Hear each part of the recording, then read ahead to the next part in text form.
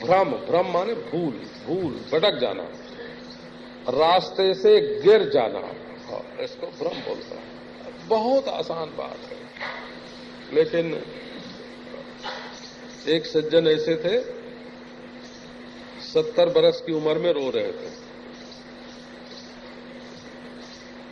काय को रो रहे थे कि बचपन में हमने किसी के भीत में से मिट्टी निकाल ली थी। अब देखो संस्कार कि मैंने मिट्टी निकाल ली थी। यही जो मैं का आरोप है, ये बड़ा भारी दुख देता है। अच्छा, अब वेदांत की एक दूसरी बात आपको सुना। लोग कहते हैं कि ये वेदांती लोग जो हैं ये बड़े अहंकारी होते हैं। जब देखो जब शिवोहम सोहम अहम ब्रह्मास्मि, कुछ न कुछ ये अहम अहम लगाए ही रहते हैं।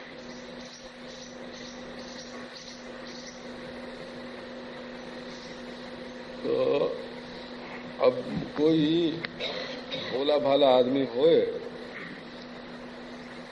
और गंभीर विचार न करे तो उसको ये आरोप सच्चा लगेगा, हो ये बात सच्ची लगेगी कि वेदांती तो बड़ा अहंकारी है, अपने को ब्रह्म बोलता है। तो आप कभी विचार करके देखो, जब हम अहम को ब्रह्म कहते हैं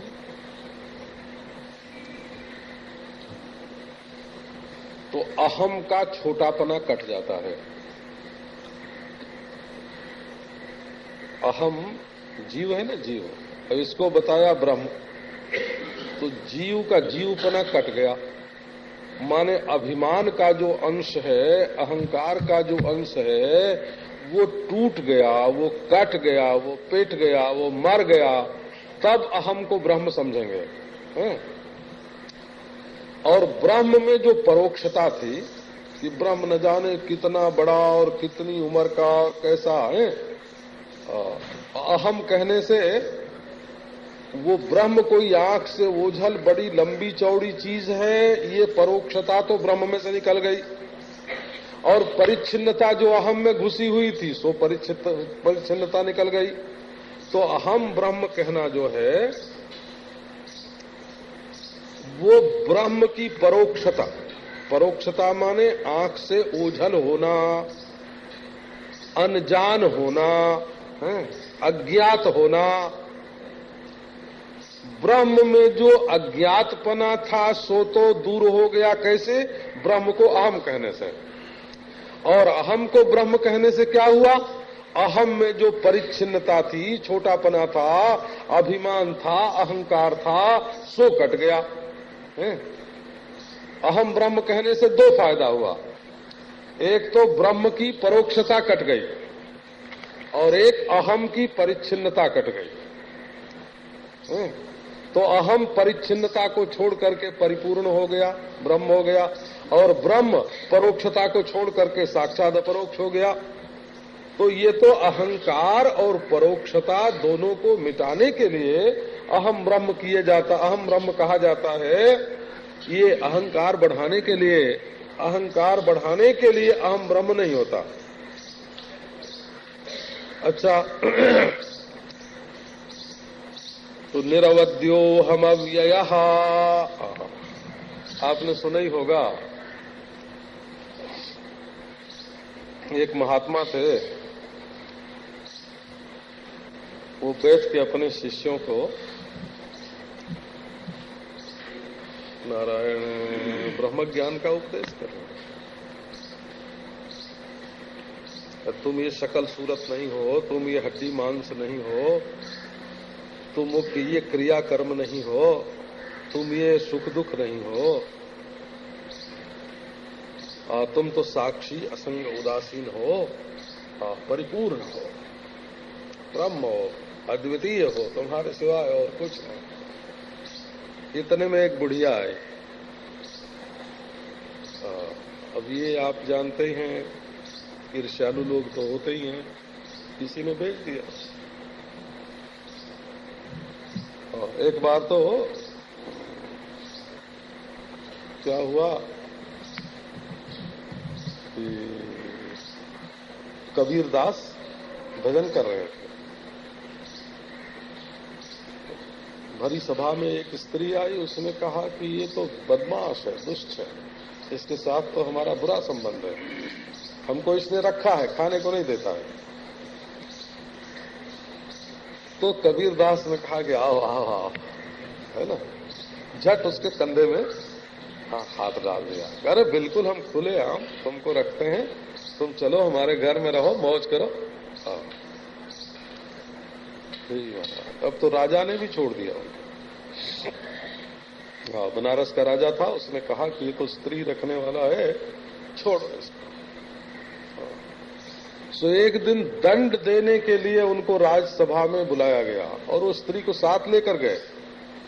इतने में बोले पानी लाओ पानी लाओ पानी लाओ। तो पानी क्या होगा महाराज, इसके जल्दी लाओ।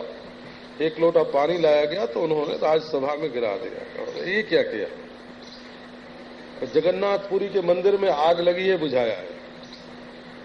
अब वो महाराज पता लगाया गया तो सचमुच उसी दिन उसी टाइम पर जगन्नाथ के मंदिर में, है ना, आग लग गई थी और कबीर अपने आप बुझ गई। तो कबीर जी ने यहां से बुझा दिया।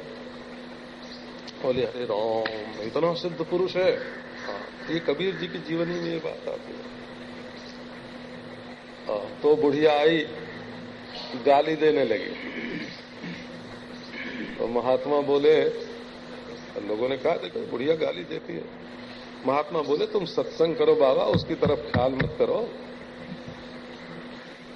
हाँ, वो हमको गाली नहीं दे रही है, किसी और को गाली दे रही है।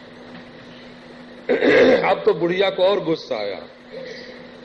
बोले नहीं नहीं, मैं तुम्ही को गाली दे रही हूं। बोले ना ना, इस बेचारी ने तो हमको कभी देखा नहीं, हमको क्या गाली देगी। तो आ गई पास और उनका सिर पकड़ के हिलाने लगी, मैं तुम्ही को गाली दे रही हूं। तो लेकिन देखा ना सत्संगियों, देख लिया। हाँ, इसका तो अन्नमय कोष तक अभी पहचान है, इसने हमको कहाँ देखा है? ये तो हड्डी मांस चाम के शरीर को पहचानती है, ये हमारे नित्य शुद्ध बुद्ध मुक्त आत्मा को थोड़ी पहचानती है। तो भाई मेरे, कोई कहे कि तुम बुढ़े हो गए, भिकारी हो गए, बोले हमारे अंदर तो विकार है ही नहीं है। बोले कि तुम काले हो, गोरे हो, नाटे हो, लंबे हो, मोटे हो। बोले अरे बाबा हमारे तो आकार ही नहीं है। बोले तुम पापी हो, पुण्यात्मा हो। कहा हम तो निरवध्य हैं। किसी ने कहा मर जाओगे बेटा, बोले अव्ययः, हम तो अविनाशी हैं, हम तो मरते नहीं। तो ये अहम ब्रह्म कहने का फायदा आपके ध्यान में आवे कि अहम जो होता है वो एक शरीर में परिच्छिन्न मालूम पड़ता है। जब हम साक्षी भी अपने को मानते हैं तो ऐसे ही मालूम पड़ता है कि हम अपने मन के साक्षी हैं। मन में काम आया, मन में क्रोध आया, मन में शांति आई, मन में अहिंसा आई, मन में समाधि लगी, मन में विक्षेप हुआ, हम उसके साक्षी हैं। हमने सपना देखा, हमने सुषुप्ति देखी, हमने जागृत देखा, तो ऐसा लगता है कि हम एक शरीर में होने वाली जो शारीरिक, मानसिक, वाचिक क्रियाएं हैं उनका मैं साक्षी हूं, ऐसा लगता है। तो इसको ब्रह्म कहने से क्या होता है कि जो अहम में परिच्छिन्नता है वो कट जाती है, माने परिच्छिन्नता का अहंकार कट जाता है। बोले ब्रह्म को अहम कहने से क्या फायदा है? अहम को ब्रह्म कहने से तो ये फायदा है कि अभिमान नहीं, अहंकार नहीं, परिच्छिन्नता नहीं, देह नहीं। ब्रह्म को अहम कहने से क्या फायदा है? ब्रह्म को अहम कहने से ये फायदा है कि पहले तुम ब्रह्म को सातवें आसमान में समझते थे, बड़ी लंबी लंबी दूर में व्यापक समझते थे, और काल में, है ना, न जाने कैसा होगा, ऐसा वैसा वैसा। अहम कहने से उसकी परोक्षता सारी की सारी कट गई, साक्षात परोक्ष अपना आपा हो गया। तो अहम ब्रह्मास्मि कहने का अभिप्राय ये होता है कि ब्रह्म की परोक्षता कट जाए और अहम की परिच्छिन्नता कट जाए, और परोक्षता और परिच्छिन्नता कट जाने पर अद्वितीय आत्म तत्व में ये प्रपंच तो खेल मेल के समान है। बोला तो नाहम देहो ये सद्रूपो ज्ञानमित्युच्यते बुधई। मैं ये देह नहीं हूं। एक महात्मा ने कहा कि बेटा जैसा तुम मुझे देखते हो वैसा मैं नहीं हूं, क्योंकि मैं तुम्हारी आंख से तो दिखता नहीं हूं। अच्छा, तो गांव के लोगों ने मेरे बारे में जैसा तुमको सुनाया है मैं वैसा भी नहीं हूं। अच्छा महाराज, वैसे भी नहीं है कि नहीं, गांव के लोग जो हैं वो अज्ञानी है, हमारा स्वरूप क्या जाने। और तुम अपनी इंद्रियों से जितना देखते हो वो मेरा क्या स्वरूप का? नहीं नहीं महाराज, मैं तो श्रद्धा से सोचता हूं कि आप ब्रह्मविद हैं, महात्मा हैं। बोले तुम ये जो सोचते हो कि मैं ब्रह्मविद महात्मा हूं, ये श्रद्धा के साथ जो तुम्हारी भावना है ये भी गलत है बेटा, वो मैं नहीं है। और जैसा लोग कहते हैं वैसा मैं नहीं हूं, जैसा तुम देखते हो वैसा मैं नहीं हूं, जैसा तुम श्रद्धा भक्ति से हमारे बारे में सोचते हो मैं वैसा भी नहीं हूं।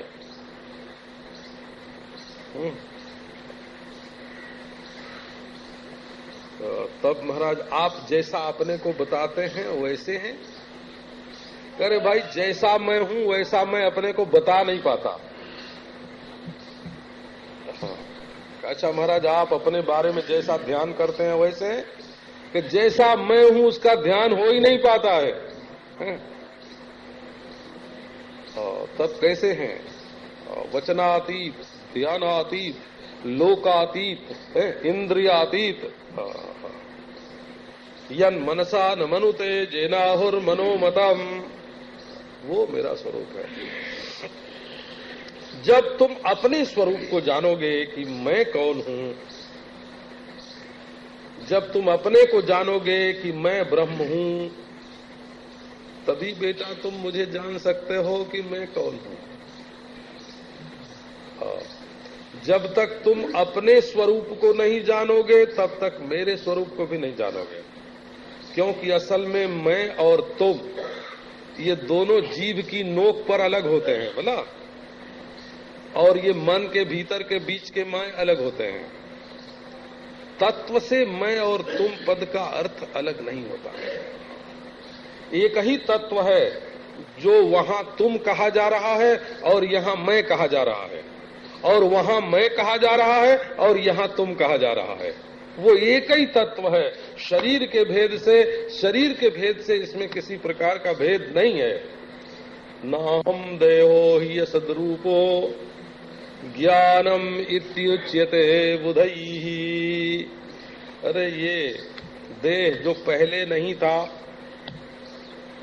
काल परिच्छिन्न हो गया ना, आगे नहीं रहेगा। काल परिच्छिन्न हो गया ना, का अभी बदल रहा है, का काल परिच्छिन्न हो गया ना। सपने में जैसे एक देह दिखा वो पहले नहीं था, बाद में नहीं रहेगा। और उस समय सिनेमे के पर्दे पर जैसे कोई शरीर कांपता हुआ दिखाई पड़ता है, ऐसा सपने में दिखाई पड़ता है। वो कोई चीज है तो मैं असद्रूप, सद्रूपाद व्यतिरिक्तः, ये सद्रूप से व्यतिरिक्त है, अर्थात असद्रूप है। इसकी कोई सत्ता ही नहीं है। ऐसा ये देह, अहम देहो न भवामी, मैं देह नहीं हूं। देहस्य अनेकत्वात्, देह तो अनेक है और मैं एक हूं। देह असद्रूप है, मैं सद्रूप हूं। देह मरने वाला है, देह जन्मने वाला है, देह बढ़ने घटने वाला है, मैं ऐसा नहीं। कोई कहीं भी किसी भी शरीर में आत्मा शरीर नहीं है, किसी भी मन में आत्मा मन नहीं है, किसी भी सुषुप्ति में आत्मा सुषुप्ति नहीं है। तो ये जो चैतन्य है ना, ये जो जागृत ज्ञान है, जो कभी सोता नहीं, जो कभी सपना नहीं देखता, जो कभी जागता नहीं है, अपने स्वरूप में मगन है और जागृत को भी देखता है, सपने को भी देखता है, सुषुप्ति को भी देखता है। ये आत्मदेव साक्षात ब्रह्म है। निरामयो निराभासो निर्विकल्पो हमाततः नाहम देहो ह्यसद्रूपो ज्ञानमित्युच्यते बुधैः। निरामयो निराभासो निर्विकल्पो हमाततः। आमयः, आमय माने रोग होता है, कि मैं निरोग हूं। एक उज्जैन में एक सज्जन रहते थे, उनका नाम था दुर्गा शंकर नागर। तो वो लोगों की चिकित्सा करते थे तो आध्यात्मिक शक्तिशाली पुरुष, और उनके यहां बहुत से लोग आते थे चिकित्सा के लिए। तो वो कहते बैठ, शांत, प्रातः काल स्नान करो, संध्या वंदन करो, हवन करो, शांति से बैठ जाओ और विचार करो कि मैं निरोग हूं, रोग मेरा स्पर्श ही नहीं कर सकता, दुख मुझे छू नहीं सकता, दुनिया के संजोग वियोग का मेरे ऊपर कोई असर नहीं पड़ सकता, मैं असंग हूं, मैं उदासीन हूं, मैं मुक्त हूं। बोले ऐसी भावना करो। अब बहुत से लोग हो, 50-60% तक लोग उनके यहां से निरोग हो करके और दमा से छूट के जाते, टीबी से छूट के जाते, है ना, प्राचीन जो खांसी से छूट के जाते, जो बड़े बड़े पुराने रोग होते थे ना, उनसे मुक्त होकर के जाते। पागलपन की तो खास तौर से वो चिकित्सा करते थे। उनके यहां से एक कल्पवृक्ष नाम का मासिक पत्र निकलता था, पहले 20 बरस निकला, 20-30 बरस निकला। अब निकलता है कि नहीं उनको मालूम नहीं है, संभव है अब भी निकलता हो, उनके शिष्य होंगे तो निकालते होंगे। हाँ, तो उसको स्वर्ण सूत्र बोलते थे। इसका नाम उन्होंने रखा था अपनी पत्रिका में स्वर्ण सूत्र, सुनहले सुनहले सूत्र। ये सुनहरे सूत्र क्या है? निरामयः अहम निरामयः निरामयोहम। कोई रोग मुझे स्पर्श नहीं करता,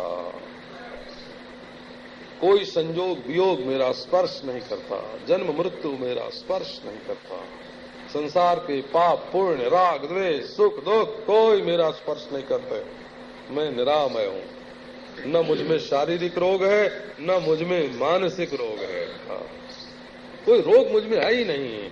हाँ, अज्ञान ही नहीं है, सबसे रोगों का रोग, महारोग अज्ञान का, भ्रांति का, वही मुझमें नहीं है। ये बड़ी सीधी सादी बात यह है कि जब तक तुम स्वीकृति नहीं दोगे, जब तक तुम अपने में मंजूर नहीं करोगे, तब तक सुख और दुख तुमको छू नहीं सकते। मंजूरीकरण के बिना, मंजूरीकरण,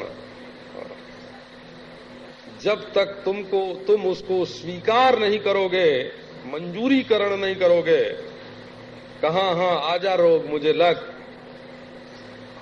आ सुख मुझे लग, आ दोष दुख मुझे लग, आ दोष पाप मुझे लग, जब तक तुम उसको बुला के अपने साथ चिपकाओगे नहीं, तब तक वो तुम्हारे साथ लग नहीं सकता। निरामयः। अधिकांश लोग रोटी न मिलने से अगर दुखी होते तो हम कहते कि हाँ भाई एक बात है, इनको खाने को रोटी नहीं मिली है ना, इनके रोटी का बंदोबस्त होना चाहिए, जरूरी है। कपड़ा न मिलने से लोग दुखी होते तो हम कहते हैं कि हाँ इनको कपड़ा मिलना चाहिए, ऐसे दुखी भी हैं। अरे रोटी खाली, कपड़ा पहने हुए हैं, मकान में हैं, पलंग पर सो रहे हैं, और दुख दावानल से दग्ध हो रहे हैं, जल रहे हैं दुख की दावानल से। तो ये कहाँ है? ये कहीं मन की गलती है, ये तुम्हारे दुख की निवृत्ति की विद्या है। ये वेदांत वो दिव्य कला है, दिव्य कला है, जिससे दुख जो है वो हमें छूने की हिम्मत न करे। ये कला है, ये जीवन की एक दिव्य कला है। निरामयो हम। अब तुमको तो दुख होता है कि उनकी बेटी ऐसी का, उनकी बहू ऐसी का, उनका बेटा ऐसा का, हम ओ भाई ऐसा का, वो बाप ऐसा। वो इसी का नाम है आ बैल मोह मार। हाँ, गांव में से बोलते हैं कि हे बैल आओ मुझे मारो।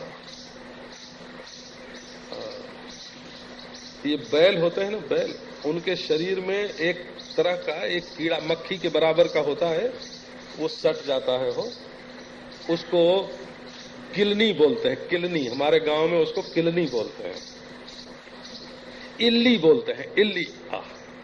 अनाजों में इल्ली होती है। तो ये असल में उसकी विशेषता क्या है कि अगर उसको बैल के शरीर से अलग कर लो, ऐसी चिपकती है, ये अलग कर लो तो मर जाती है, अलग करो तो मर जाते हैं। फिर उसको बोलते हैं इल्लत। इल्लत संस्कृत भाषा में इसी को बोलते हैं उपाधि। ये इल्लत लग गई है, उपाधि जुड़ गई है। शरीर के दोष को हम अपना दोष समझते हैं, मन के दोष को हम अपना दोष समझते हैं, दुनिया के दोष को हम अपना दोष समझते हैं। बिना विवेक किए संसार को अपने ऊपर रोप लेते हैं और दुख बुला बुला के दुखी होते हैं। एक आदमी के 5 रुपए चले गए और दुखी हो गया है? तो उसने पुलिस में रिपोर्ट लिखाई कि हमारे 5 रुपए चोरी के चले गए। तो पुलिस वाले ने पूछ दिया कि आखिर वो रुपए तुम्हारे पास आए कहां से थे? तो उसने कहा हमारे पास, हमने भी अमुक का चुराया था।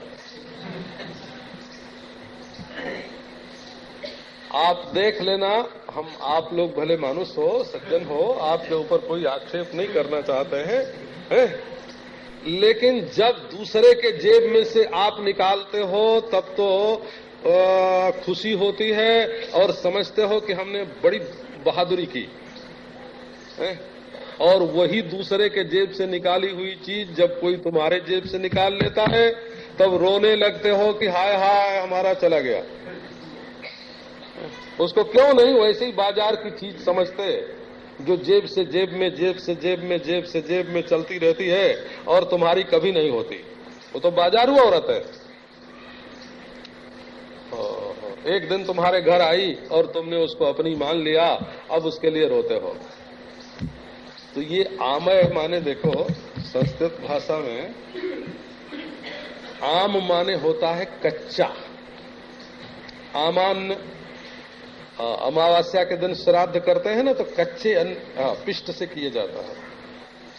उसको पकाने की, खीर पकाने की जरूरत नहीं पड़ती, चरू पकाने की जरूरत नहीं पड़ती, कच्चे ही अन्न का। तो उसको आमान्य बोलते हैं। ये पंडित लोगों को सीधा देते हैं ना, सीधा बोले भाई हम तुम्हारे घर का पकाया हुआ नहीं खाएंगे, हमको सीधा सामान दे दो, उसको आमान्य बोलते हैं। ये वैसे अम गतौ धातु से भी आम बनता है। आम उसको समझो कि जो तुम खाते हो ना, खाने के बाद जो पेट में पचता नहीं है, आंव बन जाता है, उसी आंव को, आंव पड़ता है ना, लोग बोलते हैं आंव पड़ रहा है, सफेद आंव पड़ रहा है, लाल आंव पड़ रहा है, उसको बोलते हैं आम। संस्कृत भाषा में उसका नाम है आमाशय।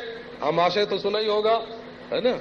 अन्न कच्चा जहां रहता है, कच्चा बिना परिपाक हुए जहां तक अन्न रहता है, उसको आमाशय बोलते हैं। आम, उसी को बोलते हैं आम, आम। तो जब अन्न पचता नहीं है, कच्चा रह जाता है ना, तो वो रोग बन जाता है, वो आम। और आयुर्वेद की तो ऐसी मान्यता है कि शरीर में जितने रोग होते हैं वो इसी अजीर्ण के कारण, इसी अपच के कारण होते हैं। सर्वे रोगा तंदुल प्रस्थमूला, उदरम व्याधि मूलम। उदर जो है, पेट ही असल में सब रोगों का घर है। तो जैसे अन्न कच्चा रह जाए तो शरीर में रोग हो जाता है, वैसे आदमी का मन और विचार भी कच्चा रह जाए तो उसके अंतःकरण में रोग हो जाता है।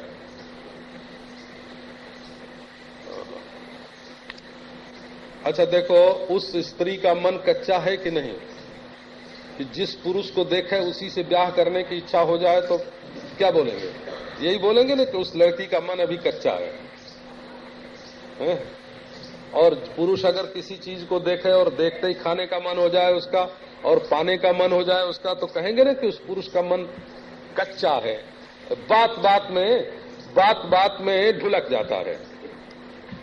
ये बात बात में दुखी हो जाना, बात बात में सुखी हो जाना, जने जने से राग कर लेना, जने जने से द्वेष कर लेना, तुनक मिजाज हो जाना। किसी ने आंख जरा प्यार की आंख से देखा तो उसको अपना प्रेमी समझ लेना, और किसी ने जरा टेढ़ी आंख करके देखा तो उसको अपना दुश्मन समझ लेना। ये कच्चे मन का निशान है ना। और वस्तु के सच्चे स्वरूप को न समझना, ये बुद्धि का आम है। अब ये बुद्धि का आमाशय खराब है। कब? कि जब तुम्हारा विचार परिपक्व नहीं है। और मन का आमाशय खराब है कि कब? कि जब तुम्हारे संकल्प परिपक्व नहीं है, और तुम्हारा भोजन, ये भी आमाशय खराब है। इसके कारण कभी पित्त बढ़ता है, कभी वायु बढ़ता है, कभी कफ बढ़ता है। ये अन्न का परिपाक ठीक न होने से नाक में से निकलता है तो उसका नाम बलगम होता है, नीचे से निकलता है तो उसका नाम आंव होता है, और जब रक्त में ये घूमने लगता है तो नाड़ी का अवरोध कर देता है। बोला, यही जो कच्चा अन्न होता है ना, कच्चा अन्न जो शरीर में जो जिसका परिपाक नहीं होता, वो ये बलगम के रूप में निकलता है, वही कच्चा, और आंव के रूप में नीचे जाता है, वही कच्चा है ना। और जब रक्त के साथ एक हो जाता है तो रक्त की गति में अवरोध उत्पन्न करता है, वही कच्चा है ना। और मन में जने जने से दोस्ती होना और दुश्मनी होना, झटपट राग हो जाना है ना। कब तो हम इनके बिना मर जाएंगे, अब तो न इनकी हम शक्ल आंख से कभी नहीं देखेंगे, हैं? और बुद्धि से, ये बुद्धि का कच्चा, यही आमय है, हो यही आमय है। आमय माने रोग, आमम याति।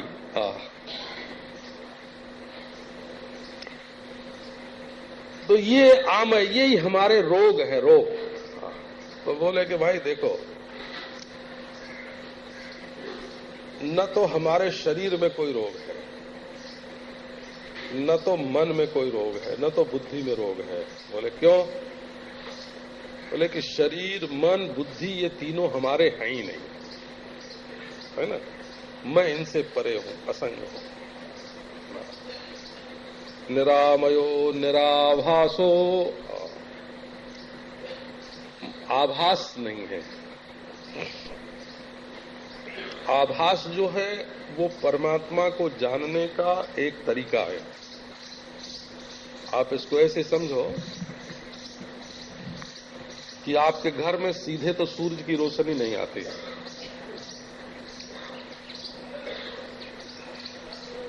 लेकिन आप यहां शीशा लगा दो हमारे पीछे तो आपकी आंख चमकने लगेगी।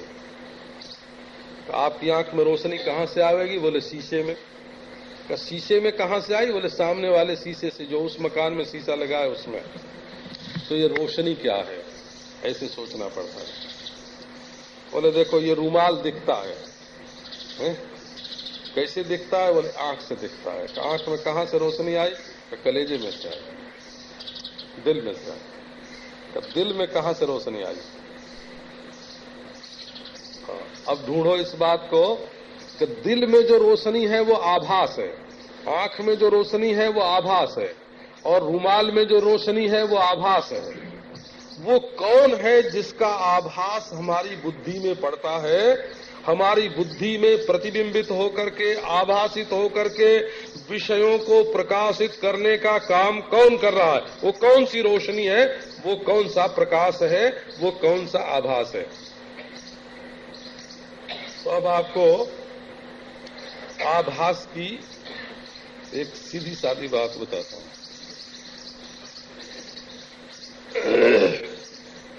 हम लोग पहले सत्संग जब करते थे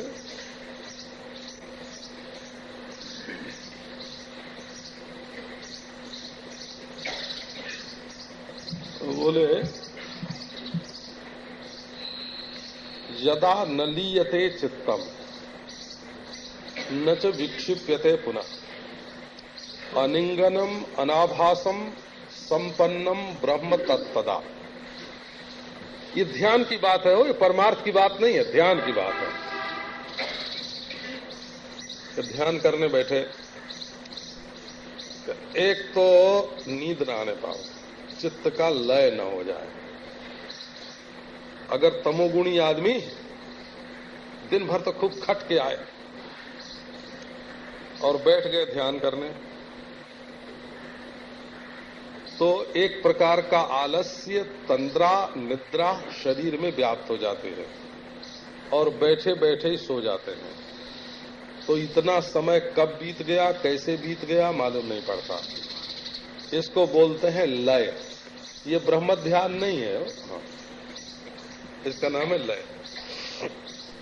माने इसमें हुआ क्या कि चेतना जो थी वो ब्रह्म में लीन नहीं हुई, शरीर में लीन हो गई, निकम्मी हो गई। माने उसने काम करना छोड़ दिया और चेतना का लय देह में हो गया। तो देह तो तमोगुणी है, जड़ है, इसलिए वो लय की अवस्था तमोगुणी अवस्था हो गई। तो सावधान है ना, ऐसे बोलते, साधो सावधान, लय न होने पावे। तंद्रा, निद्रा, आलस्य तुम्हारे मन को दबा न ले। बोले अच्छा आप बैठे तो क्या हुआ? बोले कि मनी राम जो है वो जरा चक्कर लगाने लगे। विक्षिप्यते तो न च विक्षिप्यते पुनः। आपको विक्षेप न हो मन में। आपको ये बात तो शायद मालूम होगी कि न मन यहां से लंदन जाता है और न तो लंदन मन में आता है। ये बात तो आपको मालूम ही है। मन तो जहां का तहां अपने गोलक में ही रहता है। वो चल के यहां से हवाई जहाज से या रथ से या उड़ के चिड़िया की तरह या हवा की तरह बह के, हवा की तरह बह के, या जैसे शब्द चलते हैं ना, हम यहां बोले ब्रॉडकास्ट करें तो लंदन में सुना जाएगा कि नहीं? तो शब्द तो यहां से चल के लंदन गया, हवा बहती हुई लंदन गई, बोला हाँ। पानी हवाई जहाज पर चढ़ के लंदन गया, मिट्टी जो है वो पानी के जहाज में भर के लंदन गई। लेकिन मन कैसे गया? तो असल में मन लंदन नहीं जाता, दिल्ली नहीं जाता। अच्छा तब दिल्ली या लंदन वहां से चल के हमारे मन में आ जाते हो हैं? तो नहीं, वो भी नहीं आते हैं, वो तो अपनी जगह पर रहते हैं। कि तब ये क्या होता है कि अपने गोलक में रहते हुए ही जैसे मन सपना देखता है, इसी प्रकार दिल्ली और लंदन की कल्पना मन में उदय हो जाते हैं। तो शांत रहने की के बदले लंदनाकार हो जाता है। एक संस्कृत के पंडित का तो कहना है कि स्वर्ग का जो वर्णन है ना, नंदन बन, ये नंदन और लंदन छोड़ो।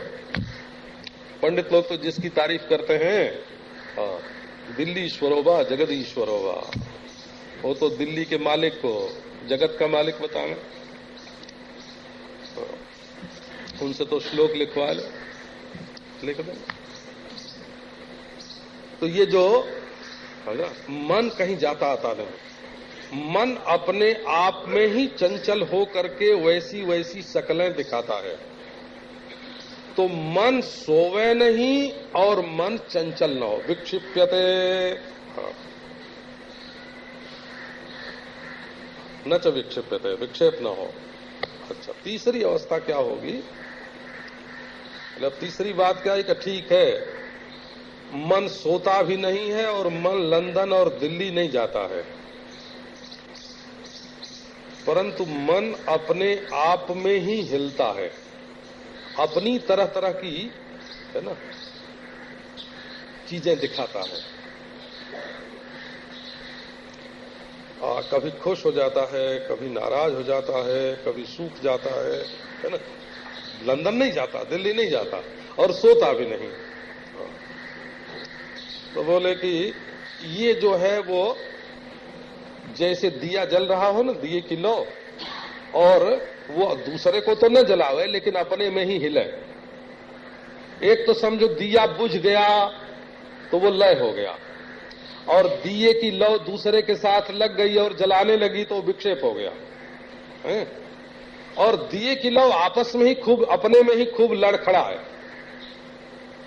कभी राग आवे, कभी द्वेष आवे, कभी प्रियता आवे, कभी बैठे हैं एक जगह, है ना,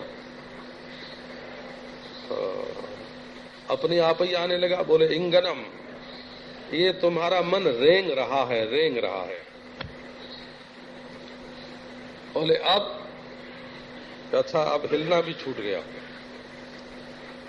तो देखो तब फिर क्या आवेगा। बोले मैं सुखी हूं, अनाभासम, सुखास्वाद होने लगेगा। आहा बड़ा रस है, आहा बड़ा आनंद है, बड़ा मजा है। मेरे जैसा सुखी और कौन होगा। और लोग तो तमोगुण में सोया करते हैं, नींद देते हैं, और लोग विक्षेप का आनंद लेते हैं, और लोग अपने को, भक्तों का मन तो हिला करता है आपस में। और मेरा मन देखो कितना आनंद है, आनंद ही आनंद है, आनंद की बौछार है, आनंद की नदी बह रही है, आनंद का समुद्र उमड़ रहा है, आनंद की हवा चल रही है, आनंद के संगीत गूंज रहे हैं, आनंद ही आनंद, आनंद ही आनंद। ऐसे बोले ये क्या है कि यही जो परम सुख स्वरूप आत्मा है ना, उसका आभास पड़ रहा है अंतःकरण में। ये भी सच्चा नहीं है, ये आभास है। ले इसको भी काटो। कुछ सोचने की जरूरत नहीं कि हम परमानंद स्वरूप हैं कि दुख स्वरूप हैं, कुछ सोचने की जरूरत नहीं। बोले तो चित्त शांत हो गया, न लय है न विक्षेप है, और न अपने में हिलना है, कषाय है, और न तो रसास्वाद है। अपने आप ही सूखना और हरा होना ये कषाय है, हो कषाय। कसैली जैसे अपने आप में कषाय वाली होती है ना, ऐसे अपना मन बिना किसी कारण के ही कसैला हो गया। आज तो भाई मुंह का जायका ठीक नहीं है, तो जैसे आज मुंह का जायका ठीक नहीं है, वैसे कभी कभी मन का जायका बदल जाता है ना, मन का जायका बिगड़ जाता है। तो मन का जायका बिगड़ने न पावे और सुखी पने का अभिमान न आने पावे, है ना, और अप्रतिपत्ति न होए। तो क्या बोलते हैं, बोले संपन्न चित्त जो है ये ब्रह्माकार हो गया। ये ध्यान की बात, कहिए ध्यान की बात हम लोग पहले ऐसे किया करते थे। बोले कहिए ध्यान हो गया, का नहीं ध्यान नहीं हो गया। जिस चैतन्य में ये सारी अवस्थाएं भासती हैं, असल में मैं पद का, आत्मा पद का अर्थ वो है, और वो देश काल वस्तु से अपरिच्छिन्न ब्रह्म है। तो कोई आभास अपने स्वरूप में मत पड़ने दो। निर्विकल्पो हमाततः निरामयो निराभासो।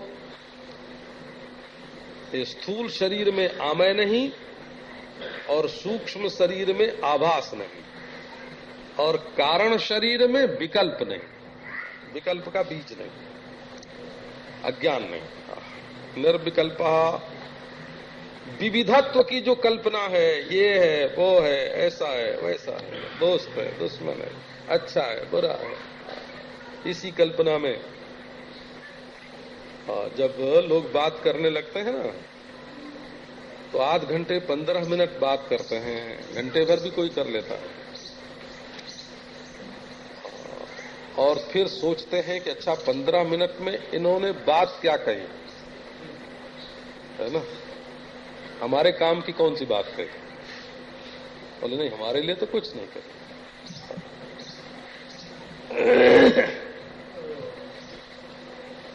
एक बार मैं गंगा कुटी में था, कानपुर में, ये जेके ग्रुप है ना, इनकी गंगा कुटी, मैं महीनों महीनों रहता हूं। एक इटावा के वकील आए, 3 घंटे तक बात की उसने। आत्मा कैसे बुलाई जाती है सो बताया,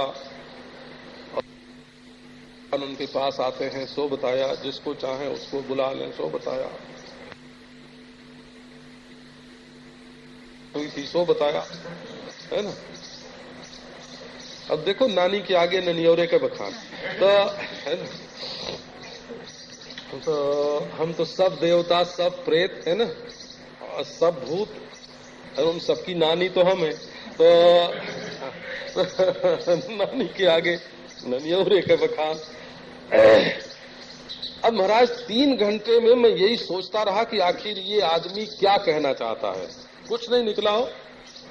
जब उठ के खड़ा हुआ, प्रणाम भी कर लिया, दरवाजे तक गया, फिर लौट के आया, तो स्वामी जी मैं एक बात तो भूल ही गया। तो क्या बात है?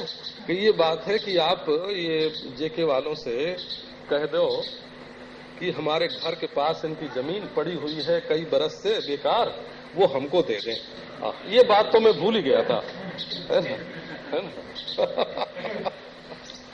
वो 3 घंटे की बात बेकार, और वो जो भूल गए थे, जो चलते चलते दरवाजे पर से लौट के जो उन्होंने कहा, उतने ही सार था उसमें। 1 मिनट की बात सार। तो झूठे विकल्प से अपने चित्त को खराब नहीं करना चाहिए। जितना करना हो उतना सोचो, जितना कर सकते हो। शास्त्र में जैसे बोझ गठरी कितना बांधना, तो जितना बोझ उठा के चल सकते हो। ज्यादा बांध लोगे तो क्या होगा, है ना, फिर तो उसको लेके चल नहीं सकोगे ना, या लेके चलोगे तो गर्दन टूट जाएगी। मनुष्य को कितना सोचना चाहिए, ये आप विचार करो, कितना सोचना चाहिए। शास्त्र में तो इसकी मर्यादा बताई है। उतना ही सोचो जितना करने का तुम्हारे अंदर सामर्थ्य है। जो सामर्थ्य से बाहर है, वर्षा न होने पावे, सोचने लगो कि सूरज की गर्मी कम कर दी जाए थोड़ी।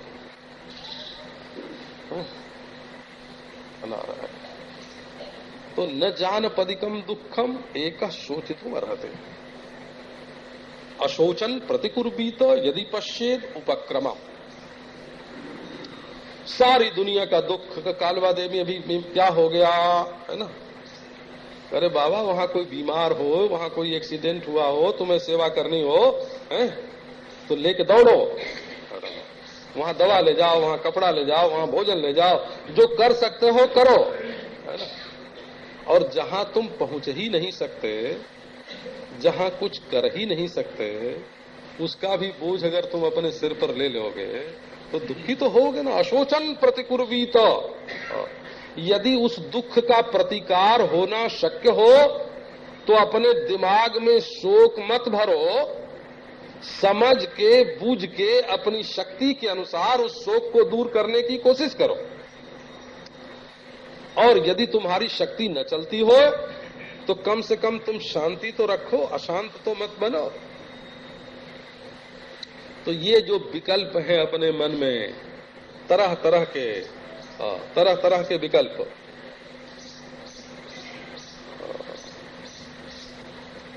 एक आदमी किसी के साथ जा रहा था, उसको लगी प्यास, तो उसने कहा देखो भाई हमको तो प्यास लग गई। अच्छा लग गई तो बहुत बढ़िया। बोले यहाँ तो कुआं है, पानी कैसे निकालेंगे? तो गांव में चले जाओ। गांव में से जाके रस्सी ले आए, बाल्टी ले आए, लोटा ले आए, पिया। बोले आप तृप्ति हुई। फिर साथ वाले से बोले कि तुम भी पियो, तो उसने कहा हमारे तो प्यास ही नहीं है। तुमको जो तृप्ति प्यास लगने के बाद, गांव में से बाल्टी और रस्सी लाने के बाद, पानी खींचने के बाद, पानी पीने के बाद जो तृप्ति तुमको प्राप्त हुई है, वो तृप्ति तो हमको पहले से है? तो हम काहे को जाएं गांव में, काहे को रस्सी लावें, काहे को बाल्टी लावें, काहे को पानी खींचें, क्यों पिए? क्योंकि हमारा तो पेट भरा हुआ है? तो बाबा ये जो तुम्हारी आत्मा है ना, आत्मा नित्य शुद्ध बुद्ध मुक्त स्वरूप, इसमें विकल्प की सृष्टि क्यों करते हो? एक दिन दो आदमी लड़ने लग गए आपस में, पृथ्वी चलती है कि सूर्य चलता है? हाँ ठीक है, बहुत बढ़िया। तो जो कहता था कि पृथ्वी चलती है, उस आदमी का अभिप्राय ये था कि ये जो अभी बेवकूफी में पड़ा हुआ है आदमी, इसको नहीं मालूम है कि धरती चलती है, इसको हम समझा बुझा करके, है ना, समझदार बना दें। बड़ा भला विचार था उसका, लेकिन अब उस समझाने में महाराज उसने कहा, वाह ये कैसे हो सकता है? हम धरती पर खड़े हैं, देख रहे हैं कि धरती स्थिर है, सूरज इधर को उगता है, इधर जाके अस्त होता है, हम रोज देखते हैं। अब दोनों में महाराज डंडे चल गए। तो ऐसे समझाने से क्या फायदा? तो विकल्प माने होता है शब्द ज्ञानानुपाति वस्तु शून्यो विकल्पा। शब्द ज्ञानानुपाति, शब्द से तो चीज मालूम पड़े परंतु हो कुछ नहीं, उसको बोलते हैं विकल्प। माने कई चीजें ऐसी हमारे दिमाग में बैठ जाती हैं जो होती नहीं है, केवल कहने सुनने